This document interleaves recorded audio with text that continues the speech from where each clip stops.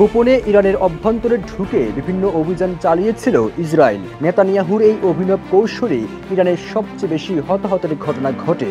একটি ঝাপসা ভিডিওতে দেখা যায় ছদ্মবেশী পোশাক, নাইট ভিশন চশমা সহ সামরিক বাহিনীর সরঞ্জাম নিয়ে গোয়েন্দা সংস্থা মোসাদের সদস্যরা মরুভূমির মতো একটি জায়গায় বসে অস্ত্র স্থাপন করছেন। ইরানের আকাশ প্রতিরক্ষা ব্যবস্থা ধ্বংস করার জন্য এসব অস্ত্র বসানো হয়, যাতে করে ইসরায়েল নিরবিচ্ছিন্নভাবে হামলা করতে পারে। অন্যান্য ভিডিওতে দেখা যায় ক্যামেরা লাগানো ক্ষেপণাস্ত্রগুলো ইরানের ক্ষেপণাস্ত্র প্রতিরক্ষা ব্যাটারি ও ব্যালিস্টিক ক্ষেপণাস্ত্র প্ল্যাটফর্মে আছড়ে পড়েছে। আঘাত হানা ক্ষেপণাস্ত্রগুলো স্পাইক ক্ষেপণাস্ত্র বলে মনে হয়েছে। এগুলো অপেক্ষাকৃত ছোট ও নির্ভুলভাবে লক্ষ্যভেদী। শত্রুপক্ষের ক্ষেপণাস্ত্র ধ্বংস করতে এগুলো ব্যবহৃত হয়। এসব ক্ষেপণাস্ত্র দৃষ্টিসীমার বাহিরে থাকা লক্ষ্যবস্তুর উপর আঘাত আনতে পারে। ইরান কর্তৃপক্ষ এসব অস্ত্র ব্যবহারের কথা স্বীকার করেছে। দেশটির রাষ্ট্রীয় গণমাধ্যম একটি খোলা জায়গা থেকে পাওয়া স্পাইক ক্ষেপণাস্ত্র উৎক্ষেপকের ধ্বংসাত্মকের শেষ ছবি প্রকাশ করেছে। বলা হয়েছে, এসব অস্ত্র ইন্টারনেট ভিত্তিক স্বয়ংক্রিয় ব্যবস্থা ও দূর নিয়ন্ত্রণ ব্যবস্থা সংযুক্ত ছিল।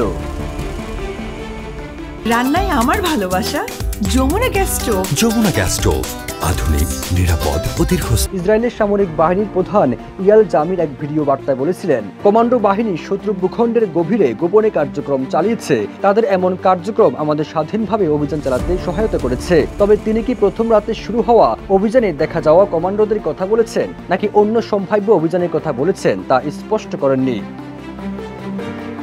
এদিকে ইরানের কর্মকর্তারা দেশটির ভেতর থেকে পরিচালিত ইসরায়েলি কমান্ডো অভিযানের বিষয়ে সরাসরি কোনো মন্তব্য করেননি। তবে কর্তৃপক্ষ ইসরায়েল ও যুক্তরাষ্ট্রের সঙ্গে সহযোগিতার অভিযোগে ইরান জুড়ে ডজনের বেশি লোককে গ্রেপ্তারের ঘোষণা দিয়েছে। সংঘাত শুরুর পর থেকে এখন পর্যন্ত অভিযুক্ত কমপক্ষে 6 জনের ফাঁসি কার্যকর করা হয়েছে।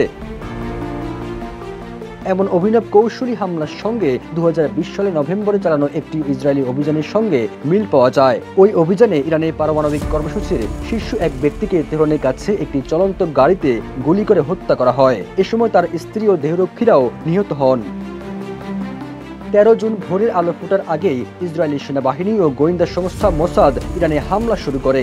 এর কয়েক ঘন্টা পর এমন কিছু ভিডিও ফুটেজ প্রকাশ করে যেগুলো দেখে মনে হচ্ছিল ইরানের বিভিন্ন অজ্ঞাত স্থান থেকে রাতের বেলা এসব ভিডিও ধারণ করা হয়েছে। টানা 12 দিন ধরে চলা এই সংঘাতে 100-এর বেশি যুদ্ধ বিমান, ড্রোন ও ক্ষেপণাস্ত্র ব্যবহার করে ইরানে হামলা চালিয়েছিল ইসরায়েলি সেনাবাহিনী। তবে এই সংঘাতে ইসরায়েলকে সবচেয়ে বেশি সাফল্য এনে দেয় অভিনব এই কৌশল। সবুজ আলম, ইত্তেফাক।